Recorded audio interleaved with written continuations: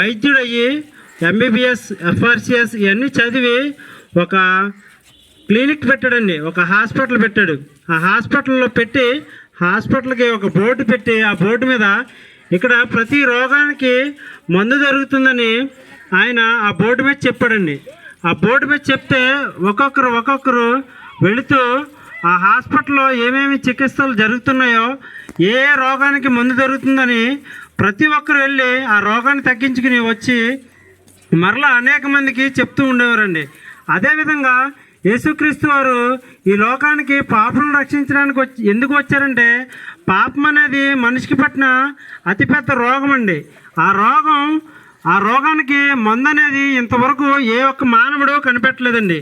ఆ రోగానికి మందైన వాడు ఎవరైనా ఉన్నారంటే అది ప్రభువైన యేసుక్రీస్తు వారు మాత్రమే.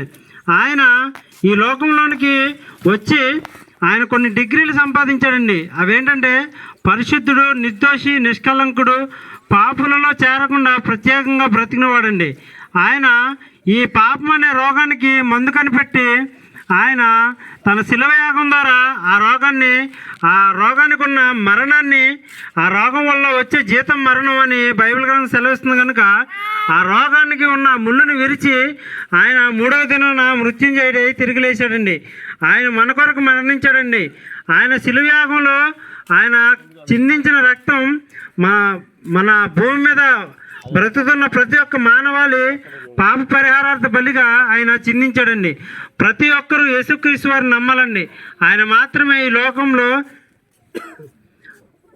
పాపం అనే రోగానికి మందు కనిపెట్టిన వాడండి. ఆయన ఈ పాపానికి ఉన్న బలాన్ని తగ్గించి ఆయన శిలువయాగం చేసి ప్రతి ఒక్క మానవాళికి గొప్ప రక్షణ భాగ్యాన్ని కలగజేశాడండి. అందరూ పుట్టినది మొదలుకొని మరణించే వరకు ఎందుకు పుడుతున్నారో, ఎందుకు బ్రతుకుతున్నారో తెలియకుండానే బ్రతికి చనిపోతున్నారండి. పుట్టిన ప్రతి ఒక్కరూ దేవుని కొరకు బ్రతకాలి.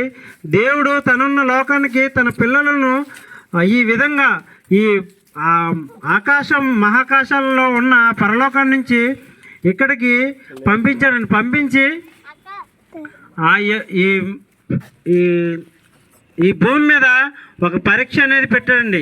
ఆ పరీక్ష ఎలాంటిదంటే, బంగారం చూడండి, మనం నిప్పుల్లో వేసి దాన్ని కాల్చితే దానికి ఉన్న మకిలంతా పోయి ఎలాగైతే తలతలలాడుతుందో, అదేవిధంగా ప్రతి ఒక్క మానవాళి, ప్రతి ఒక్క మనుషుడు ఈ లోకంలో తనకున్న పరీక్షను, ఓర్పును, కష్టాలను, వివిధమైన పాపాలను భరిస్తూ వాటిలో నుంచి యేసుక్రీస్తు వారు ఇచ్చిన రక్తంలో కడగబడి జయించి పరలోకం చేరాలన్నదే యేసుక్రీస్తు వారి యొక్క ముఖ్య ఉద్దేశం అండి.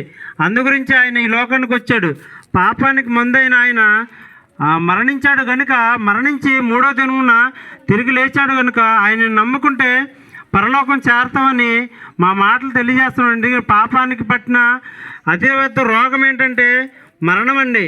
ఆ మరణాన్ని జయించిన వాడు ఎవ్వడూ లేడు. ఒకసారి గమనించండి ప్రియమైన సహోదరులారా, మీ గ్రామానికి మేము పని పాటలు లేకుండా రాలేదండి. యేసుక్రీస్తు వారి యొక్క ఔన్నత్యాన్ని, యేసుక్రీస్తు వారి యొక్క ఉన్నతమైన సాక్ష్యాన్ని తెలపడానికి మేము వచ్చాం కనుక ప్రతి ఒక్కరూ యేసుక్రీస్తు మాత్రమే దేవుడని నమ్మాలని, తెలుసుకోవాలని తెలియజేస్తూ నా మాటలు ముగిస్తూ ముందు కొనసాగుతున్నామండి. చిన్న ప్రార్థన చేసుకుందాం. ఎవరైనా ఈ మాటల్లో ఏకీభవించిన వారు ఉంటే తల్ల వంచినట్లయితే ప్రార్థన చేసుకుందామండి. సకల ఆశీర్వాదాలు కారణభూతులైన మా తండ్రి, మీ ఘనమైన శ్రేష్టమైన నామంలో తండ్రి, ఈ కొద్ది మాటలుగా వారి హృదయాల్లో ఫలించడానికి సహాయం చేయండి. విత్తిన మాటలు ఎవరి హృదయంలో తండ్రి ఫలించకుండా ఉండకుండా మీ ఆత్మ ద్వారా కార్యాన్ని జరిగించమని యేసుక్రీస్తు నామంలో ఈ ప్రార్థన మనం అడిగి వేడుచున్నాం తండ్రి. ఆమేన్.